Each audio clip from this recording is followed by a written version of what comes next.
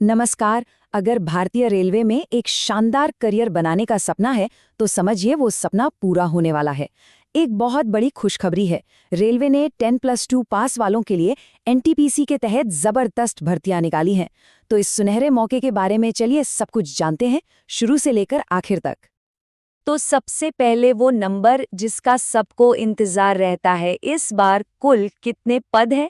इस भर्ती में है पूरे 3058 पद। जी हाँ, सही सुना, 3000 से भी ज्यादा मौके।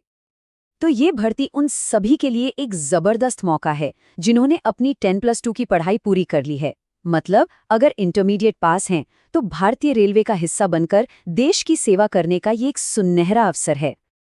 तो अब सवाल ये उठता है कि ये 3058 पद आखिर हैं कौन-कौन से? चलिए देखते हैं कि इस भर्ती में कौन-कौन सी जॉब्स ऑफर की जा रही हैं। तो देखिए, कुल मिलाकर 4 तरह के पद हैं और सबसे ज्यादा मतलब बम्पर वैकेंसी है कमर्शियल कम टिकट क्लर्क की, पूरे 2424 पद। इसके बाद अकाउंट्स क्लर्क कम टाइपिस्ट के लिए 394 पद, जूनियर क्लर्क कम टाइपिस्ट के लिए 163 और ट्रेन्स क्लर्क के लिए 77 पद हैं। और ये चार्ट तो कहानी को और भी साफ कर देता है। सोचिए, कुल वैकेंसीज का लगभग 79%, मतलब एक बहुत बड़ा हिस्सा सिर्फ एक ही पोस्ट के लिए है, कमर्शियल कम टिकट क्लर्क। इससे ये बिल्कुल साफ है कि सबसे बड़ा मौका इसी पद पर है। ये जानना आवेदकों के लिए बहुत जरूरी है। ठीक है, तो अब ये तो पता चल गया कि कौन-कौन से पद हैं। अब आता है अगला बड़ा सवाल, क्या इन पदों के लिए अप्लाई किया जा सकता है? मतलब एलिजिबिलिटी क्या है? चलिए फटाफट से पात्रता मानदंड पर एक नज़र डालते हैं।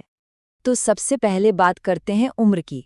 ध्यान से सुनिए, 1 जनवरी 2026 तक कम से कम उम्र 18 साल और ज़्यादा से ज़्यादा 30 साल होनी चाहिए।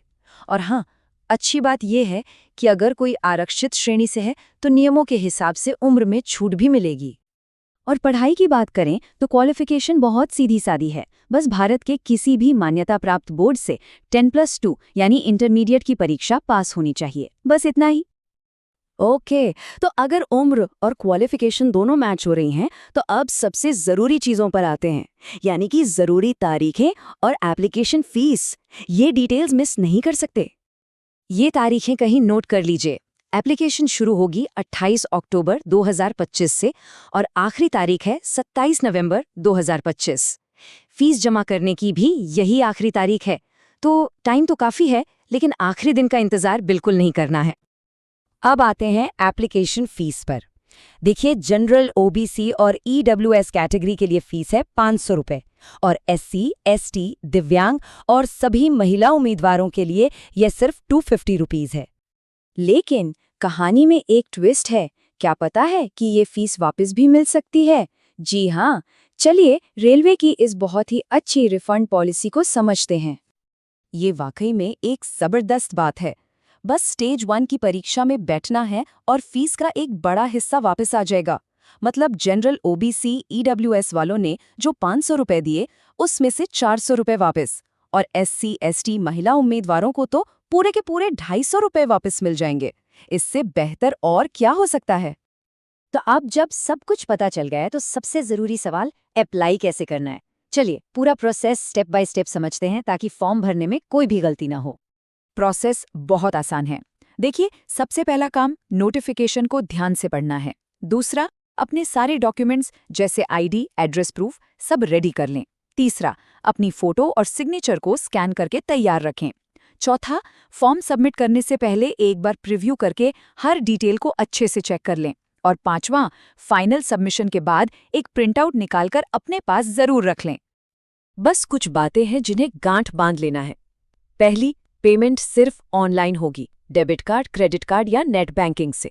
दूसरी, अप्लाई करने से पहले सारे डॉक्यूमेंट्स हाथ में होने चाहिए। और तीसरी, सबमिट बटन दबाने से पहले एक एक कॉलम को 2 बार चेक कर लें। याद रखिए, ये छोटी छोटी सावधानियां बाद की बड़ी परेशानियों से बचाती है। और आखिर में बस एक सबसे जरूरी सलाह जो सीधे ऑफिशियल नोटिफिकेशन में भी लिखी है। ऑनलाइन अप्लाई करने से पहले पूरा का पूरा ऑफिशियल नोटिफिकेशन ध्यान से जरूर पढ़ लें। इससे ये पक्का हो जाएगा कि कोई भी जरूरी जानकारी छूट न जाए। तो बस तैयारी में लग जाइए। हमारी तरफ से बहुत बहुत शुभकामनाएं।